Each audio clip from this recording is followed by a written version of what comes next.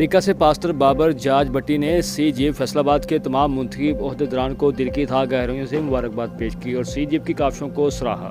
मज़ीद तफसीलात x news की इस रिपोर्ट में।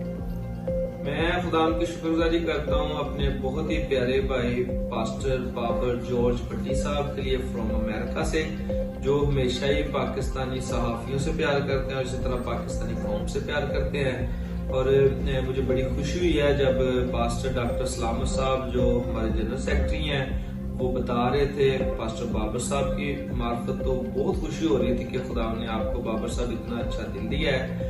तो पाकिस्तान के अंदर जो है हम आपके लिए दुआ गो हैं। क्रिश्चियन जर्नलिस्ट एसोसिएशन पाकिस्तान जो है वो भी आपके लिए दुआ गो है। सारे सहाफ़ी जो है वो आपके लिए दुआ गो है और हमेशा ही हमें जो है आपके तावन की, आपके सपोर्ट की और आपकी जो ग्रीटिंग्स की बहुत जरूरत है। Thank you very much. May God bless you Babar साहब।